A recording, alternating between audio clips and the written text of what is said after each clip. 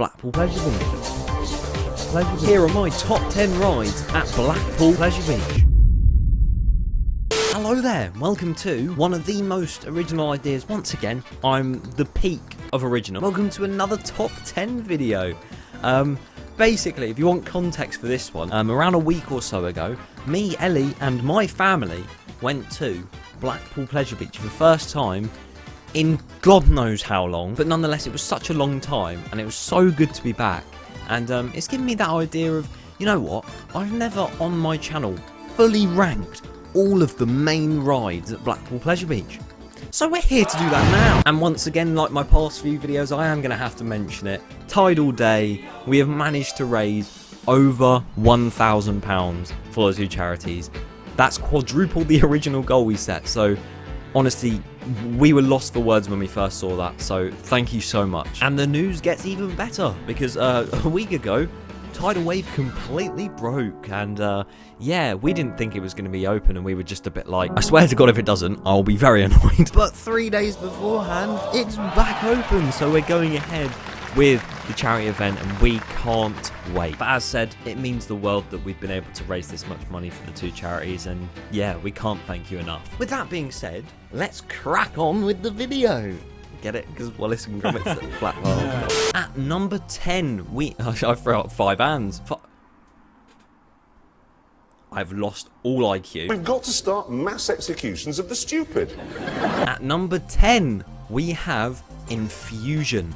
Of course, this is a Vekoma SLC. My God, can it be rough? I mean, to be fair, it is probably one of the most aesthetically pleasing SLCs I've ever seen in my life. And the fountains, everything looks quite nice. The station has some questionable sound effects. I can recreate them for you. Here we go. When you don't get that bad of a ride, it's quite good. I will admit, it's one of my favourite SLCs I've done. But yeah, going back, when we visited last, I was kind of holding the restraint that tightly to push my head forward so it wouldn't bang my ears.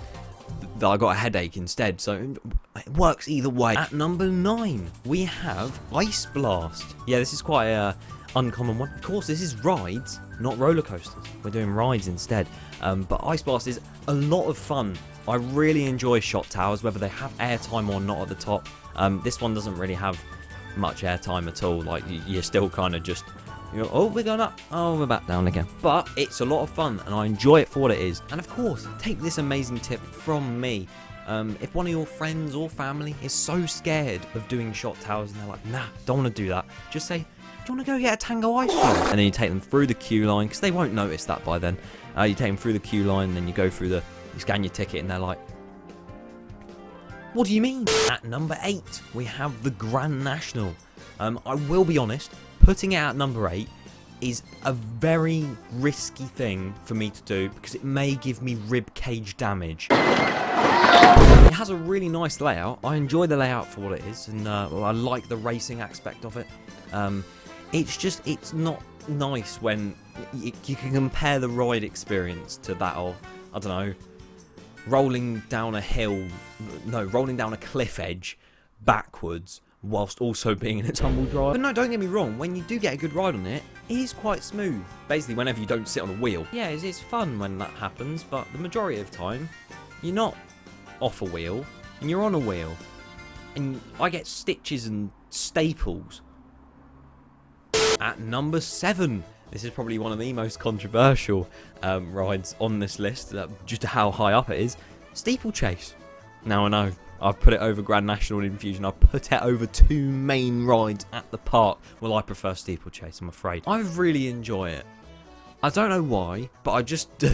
I know when you're kind of on the horse and you're going around, a lot of the track sections, they feel like you haven't clicked that smooth all button yet. But I like it for the fact it's incredibly old, it's one of a kind, and it's quite nice to race your friends when you can actually time it correctly. Because trying to time it like when you're all going down the stairs at the same time and then there's someone behind you who's like, oh, I'm racing them in front, and then you have to go, oh, do you want to go in front? No, you can't because of 2 meter COVID. At number 6, we have Revolution. Now, I will admit to myself, I have put this quite high for what it is, and by that I mean I haven't actually done it too much. I've probably done it twice, maybe 3 times in my life, but in all fairness, it packs a punch for how small of a ride it is. So here's a little run through on what Please Stand Behind the Yellow Line ride does. Basically, it goes out of the station, you drop down. It's a little bit of a launch, really. And then you do a loop, you go up, and you go into the next bit. And then you stop, you go backwards, and you do it all over again. You do the loop, and come back into the station. It sounds very simple, but like I said, packs a punch. At number 5, we have Avalanche. Yes, the Mack bobsled coaster, I believe they're called. And it's enjoyable, and it goes a lot faster than I would have ever expected it to. And if you're watching this before you go to Blackpool for the first time, or you go again, don't be worried, okay? It's not actually an avalanche. You're not going to be stuck in a snowstorm, falling down a mountain. You're not going to be on Grand National. And honestly, some of those twists and turns you go through during the ride, if you're on your own car, it's not on the verge of feeling like you're going to fall out, but you do feel like you're going to fall out because you get that much air. It is safe, of course. Another thing that's safe is Grand National. Got evac the other day, like the big one did a couple weeks back, and obviously all the newspapers are like, oh, it's 400 foot tall, what are you doing? If staff think that they need to, evacing people off the lift hill of a ride is a perfectly normal procedure, and it's probably more safe than if you continued on. So, The Sun, shut up. At number 4, we have Wallace and Gromit's Thrill-O-Matic. Now, I know you may be thinking, oh, is this ironic? You should have placed it at number 1. I know I should have placed it at number 1. But no, me rating it above the majority of coasters at the park is not ironic. I love this ride. I remember when I first did it back in opening year, I think, when I was younger. I did it about 5 times in one day. But honestly, it's such a fun ride. Like, you can't deny it. And I love Wallace and Gromit. There's no bias here. What I am really ashamed about is how John Wardley was going to design a Wallace and Gromit themed roller coaster, wooden roller coaster, for Alton Towers. I just would have loved seeing the Wicker Man statue as Wallace. It's just been beautiful. At number 3, we have Valhalla. Now, I know you may be thinking, this is a 2021 list. How is Valhalla in there? It's not even open. Well, I know it's not. I just wanted to include it because it genuinely is one of my favourite rides at the Pleasure Beach. My 3rd favourite ride, to be exact. But of course, as I said, it is closed this year. And it's really upsetting because the park somehow doesn't feel right without it. You walk past that area and you're like, oh, it's gone. But it is getting refurbished. Honestly, you get soaked on that ride. It's so well themed and the effects are incredible. It's a beautiful ride. And at number 2, the big one, Pepsi Max Big One, is honestly iconic. Did you see what I did there? Oh, I bet you can't guess what number 1 is. Because it genuinely is an amazing ride if it's running well. The back row, I felt like I was just going to fling out of the seat all the way over the ocean onto the Isle of Man. That massive 200-foot drop down into that straight airtime hill, which you somehow get a bit of floater over. I can't deny that. And you couldn't guess by the bedding what my number 1 coaster at Blackpool Pleasure Beach is. It is, of course, Alice in the Wonderland, the Mack double launch coaster icon. Now, of course, so many people rate this as their favourite in the park. And I actually rate it as my favourite in the UK. I knew so many people who had that opinion. It was a very popular and approved of opinion.